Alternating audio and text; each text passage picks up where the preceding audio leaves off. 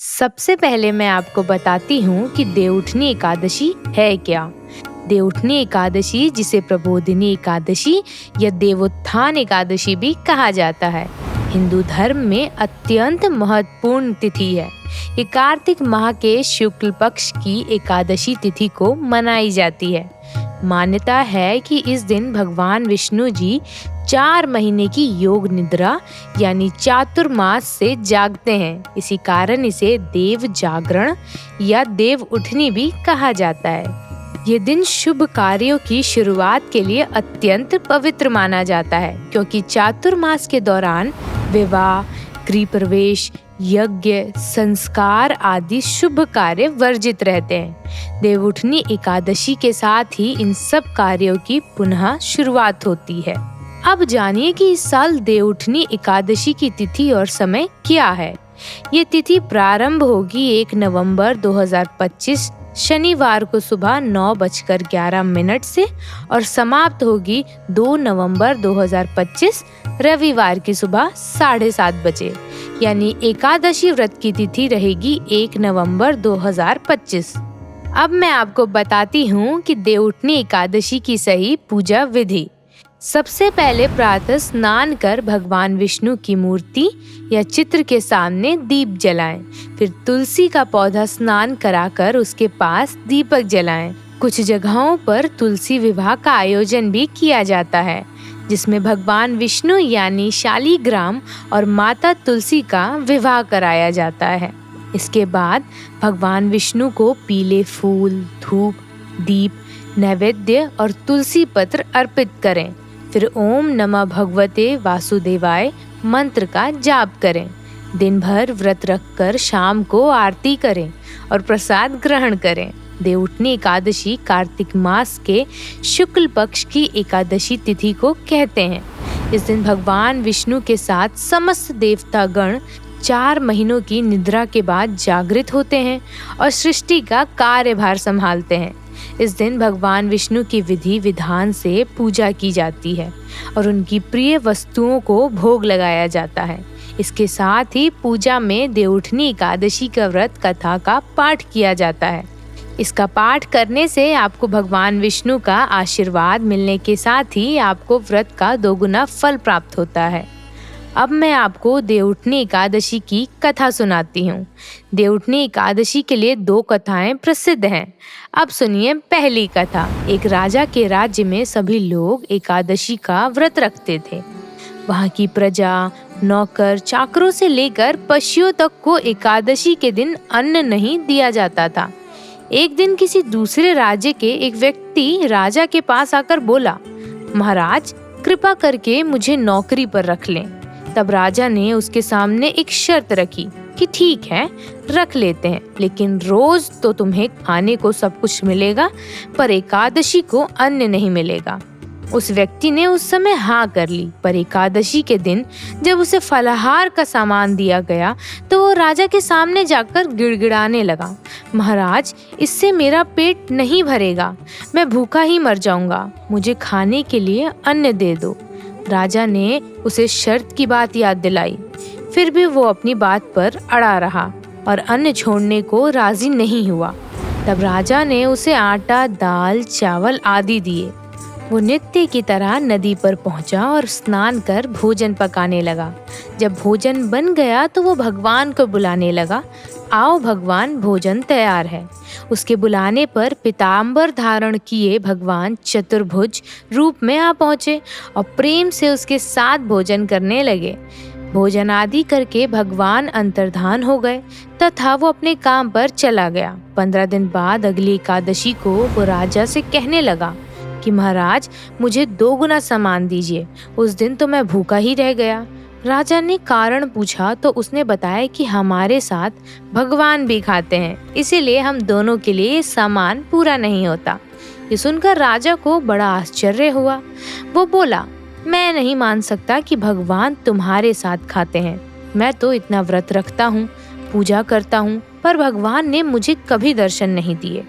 राजा की बात सुनकर वो बोला, महाराज, यदि विश्वास ना हो तो साथ चलकर देख लें। राजा एक पेड़ के पीछे छिपकर बैठ गया। उस व्यक्ति ने हर रोज की तरह भोजन बनाया और भगवान को शाम तक पुकारता रहा, फिर भी भगवान न आए। अंत में उसने कहा, हे भगवान, यदि आप नहीं आए तो मैं नदी में कूदकर प्राण त्याग दूंगा। फिर भी भगवान नहीं आए। तब वो प्राण त्यागने के उद्देश्य से नदी की तरफ बढ़ा। प्राण त्यागने का उसका दृढ़ इरादा जान शीघ्र ही भगवान ने प्रकट होकर उसे रोक लिया और साथ बैठकर भोजन करने लगे। खा पीकर वे उसे अपने विमान में बिठाकर अपने धाम ले गए। ये देख राजा ने सोचा कि व्रत उपवास से तब तक कोई फायदा नहीं होता जब तक मन शुद्ध ना हो। इससे राजा को ज्ञान मिला। वो भी मन से व्रत उपवास करने लगा और अंत में स्वर्ग को प्राप्त हुआ। अब आप देवउठनी एकादशी की दूसरी कथा सुनिए। एक नगर में एक राजा था। उसके राज्य में सभी लोग बहुत सुखी थे। उसी नगर में एकादशी को कोई भी अन्न नहीं बेचता और ना ही कोई अन्न पकाता था। सभी फलाहार करते थे। एक बार भगवान ने राजा की परीक्षा लेनी चाहिए। भगवान ने एक सुंदरी का रूप धारण किया तथा सड़क पर बैठ गए। तभी राजा उधर से निकला और सुंदरी को देख चकित रह गया। उसने पूछा, हे सुंदरी, तुम कौन हो और इस तरह यहाँ क्यों बैठी हो? तब सुंदर स्त्री बने भगवान बोले, मैं निराश्रिता हूँ। नगर में मेरा कोई जाना पहचाना नहीं है। किससे सहायता मांगू? राजा उसके रूप पर मोहित हो गया था। वो बोला, तुम मेरे महल में चलकर मेरी रानी बनकर रहो। सुंदरी बोली, मैं तुम्हारी बात मानूंगी, पर तुम्हें राज्य का अधिकार मुझे सौंपना होगा। राज्य पर मेरा पूर्ण अधिकार होगा। मैं जो भी बनाऊंगी तुम्हें खाना होगा। राजा उसके रूप पर मोहित था। अंततः उसकी सभी शर्तें स्वीकार कर ली। अगले दिन एकादशी थी।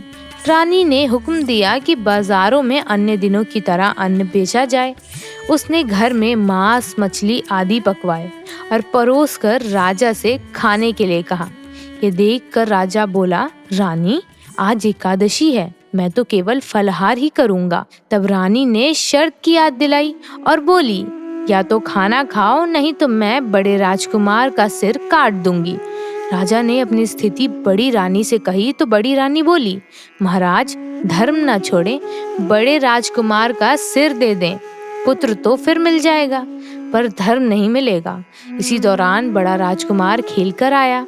माँ की आंखों में आंसू देखकर वो रोने का कारण पूछने लगा, तो माँ ने उसे सारी बात बता दी। तब वो बोला, मैं अपना सिर देने के लिए तैयार हूँ। पिताजी के धर्म की रक्षा होगी, जरूर होगी। राजा दुखी मन से राजकुमार का सिर देने को तैयार हुआ तो रानी के रूप से भगवान विष्णु ने प्रकट होकर असली बात बताई। राजन, तुम इस कठिन परीक्षा में पास हुए। भगवान ने प्रसन्न मन से राजा से वर मांगने को कहा तो राजा बोला, आपका दिया सब कुछ है, हमारा उद्धार करें। उसी समय वहाँ एक विमान उतरा। राजा ने अपना राज्य पुत्र को सौंप दिया और विमान में बैठकर परम धाम को चला गया।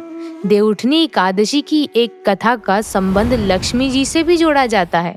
एक समय भगवान नारायण से लक्ष्मी जी ने कहा, हे नाथ, आप दिन रात जागा करते हैं और सोते हैं तो लाखों करोड़ों वर्ष तक को सो जाते हैं। उस समय समस्त चराचर का नाश भी कर डालते हैं।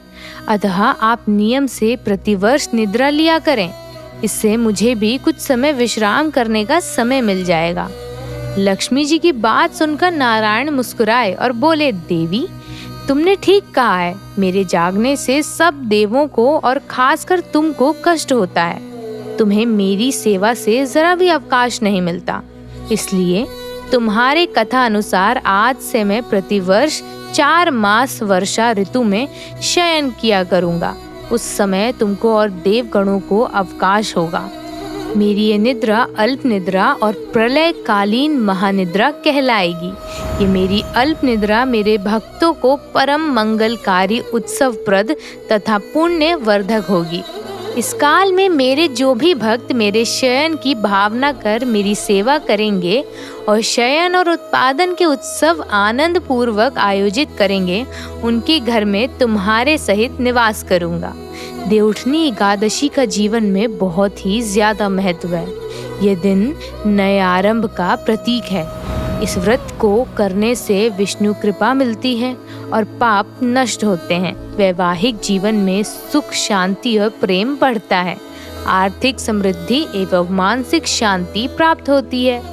देवउठनी एकादशी केवल एक धार्मिक पर्व नहीं बल्कि एक जीवन में नव सृजन और शुभारंभ का प्रतीक है। ये हमें याद दिलाता है कि हर विश्राम के बाद एक नई शुरुआत होती है और भगवान विष्णु के जागरण के साथ हमारी आत्मा भी जागृत हो प्रेम, धर्म और सत्य की ओर।